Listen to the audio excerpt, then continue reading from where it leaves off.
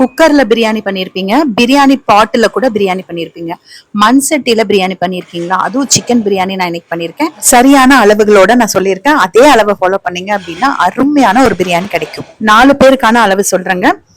150 gram tumbler, அதுல 3 tumbler சீரக சம்பா அரிசி எடுத்திருக்கேங்க. அரிசி ஊற வச்சுட்டு நம்ம மத்த வேலையெல்லாம் செய்யறதுக்குள்ள அரிசி ஊறிடும். மினிமம் ஒரு 1/2 மணி நேரம் ஊறணும். 1/2 கிலோ சிக்கன் கழுவி எடுத்து வச்சிருக்கேன். இப்போ பெரிய வெங்காயம் பாத்தீங்கன்னா 1 டம்ளருக்கு ஒரு பெரிய வெங்காயம், கொஞ்சம் சின்னதா இருக்கிறதுனால நான் 4 எடுத்திருக்கேன். 3 எடுக்கணும், 4 எடுத்திருக்கேன். அதே மாதிரி 1 டம்ளருக்கு அரை தக்காளி தான் எடுக்கணும். சோ 1.5 தக்காளி எடுத்திருக்கேன். 3 பச்சை மிளகாய். மண் சட்டி அடுப்புல வச்சுட்டு முதல்ல ஒரு 6-7 ஸ்பூன் அளவுக்கு எண்ணெய் ஊத்திக்கலாம். மண் சட்டின்றதுனால எண்ணெய் சூடாகிறதுக்கு கொஞ்சம் நேரம் எடுக்குங்க. உங்ககிட்ட பிரியாணி இலை, அன்னாசி முக, ஸ்டார் இதெல்லாம் இருந்ததுன்னா சேர்த்துக்கோங்க. நான் கடைசியில எப்படி பிரியாணி மசாலா சேர்க்க போறேன், அதுலயே எல்லாம் இருக்கும். அதனால நான் எக்ஸ்ட்ராவா அந்த பொருள் எல்லாம் சேர்க்கல. வெங்காயமும் பச்சை மிளகாவும் மட்டும் சேர்த்திருக்கேன். நல்லா வெங்காயம் கொஞ்சம் கலர் மாறுற வரைக்கும் வதங்கட்டும். இப்போ நார்மல் டீஸ்பூன்ல 3 ஸ்பூன் அளவுக்கு இஞ்சி பூண்டு பேஸ்ட், 1 டம்ளருக்கு 1 ஸ்பூன் அப்படிங்கிற கணக்குல 3 டம்ளருக்கு 3 ஸ்பூன் அளவுக்கு சேர்த்திருக்கேன். நார்மல் டீஸ்பூன்ல இஞ்சி பூண்டு நல்லா பச்சை வாசம் போற வரைக்கும் வதக்கி விட்டுட்டு வெட்டி வச்சிருக்க தக்காளியும் வதக்கிக்கோங்க. தக்காளி சேர்க்கும் போது உங்ககிட்ட புதினா இருந்தா 2 கைப்பிடி அளவுக்கு புதினா சேர்த்து அதுவும் சேர்த்து வதக்கிக்கோங்க. அடுப்பு சிம்ல வைக்கணும்னு இல்ல, மண் சட்டின்றதுனால மீடியம் ஃபிளேம்லயே வச்சு வதக்கி விட்டுக்கலாம். தக்காளி வதங்கினதுக்கு அப்புறமா சிக்கன் பீசஸை சேர்த்துக்கலாம். நான் எடுத்த டம்ளர் 150 கிராம் டம்ளர். 3 டம்ளர் சேர்க்கும் போது 450 கிராம் அரிசி, 1/2 கிலோ அளவுக்கு சிக்கன் கரெக்டா இருக்குங்க. இப்ப சிக்கன் நல்லா கலந்து விட்டுட்டு ஒரு குட்டி குழிக்கரண்டியில 3 கரண்டி அளவுக்கு தயிர் சேர்க்கிறேன். இந்த கரண்டி பாத்தீங்கன்னா 2 டேபிள் ஸ்பூன் தான் பிடிக்கும். அதனால தயிர் அதிகம்னு எல்லாம் நினைக்காதீங்க, கரெக்டா தான் இருக்கு. இப்ப நான் காமிக்கிற ஸ்பூன் பாத்தீங்கன்னா அந்த 5 பெட்டி இருக்கும் பாருங்க, அதுல இருக்கிற ஸ்பூன், குட்டி ஸ்பூன். அதுல 3 ஸ்பூன் அளவுக்கு மிளகாய் தூள் சேர்க்கிறேன். 3 டம்ளர் அரிசிக்கு 3 ஸ்பூன். அதே 3 ஸ்பூன் கொத்தமல்லி தூள், தனியா தூளும் சேர்க்கிறேங்க. இது காரம் கரெக்டா இருக்குங்க. உங்களுக்கு காரம் அதிகமா வேணும்னா அந்த குட்டி ஸ்பூன்ல இன்னும் 1 ஸ்பூன் சேர்த்துக்கோங்க போதும். ஆனா இதுவே சரியா இருந்தது.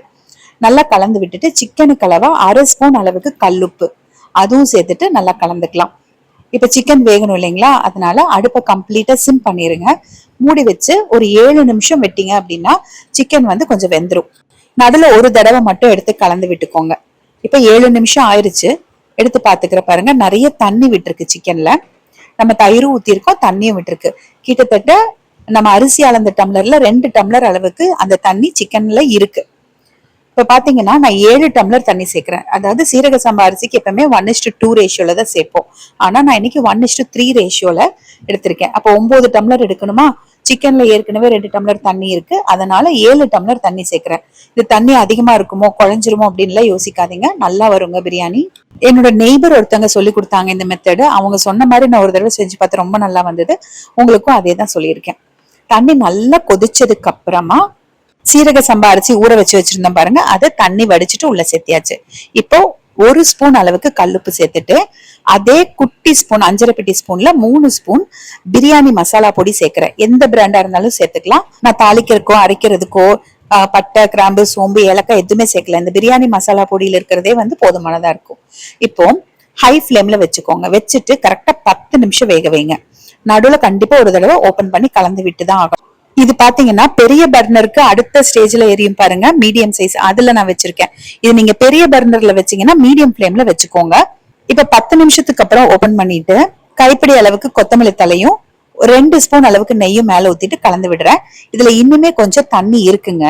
இப்ப நம்ம என்ன பண்றோம்னா, யூஸ்வலா நம்ம தம் வைக்கிறதுக்கு தோசைக்கல் அடுப்புல வச்சுட்டு சிம்ல வச்சு அது மேல அந்த சட்டியை தூக்கி வைப்போம் இல்லையா, பிரியாணி போட்ட, அந்த மாதிரி எல்லாம் எதுவும் பண்ண தேவையில்லைங்க. இது நல்லா கலந்து விட்டுட்டு அரிசியும் தண்ணியும் சம அளவு இருக்கு இல்லையா, நல்லா அப்படியே செட் பண்ணிட்டு அடுப்பை ஆஃப் பண்ணிட்டு மூடி வச்சிருங்க. மூடி வச்சுட்டு கரெக்டா ஒரு 1/2 மணி நேரம், 20 நிமிஷத்துல இருந்து ஒரு 1/2 மணி நேரம் விட்டீங்க அப்படின்னா அருமையா பிரியாணி ரெடி ஆயிருங்க. நல்லா சாஃப்டா இருக்கும். அந்த விதையா விரைச்சிட்டு அப்படியெல்லாம் இருக்காது, ரொம்ப நல்லா சாஃப்டா வரும். ஒரு 1/2 மணி நேரம் விட்டுட்டு ஓபன் பண்ணீங்கன்னா கொஞ்சம் நல்லா உதிரியாவே வரும். எங்க வீட்டுல இன்னைக்கு லேட் ஆயிடுச்சு, பசிக்குதுன்னு புலம்புனாங்கன்ட்டு ஒரு 1/4 மணி நேரத்துலயே ஓபன் பண்ணி கலந்துட்டேன். ஆனா ரொம்ப நல்லா இருந்ததுங்க டேஸ்ட்.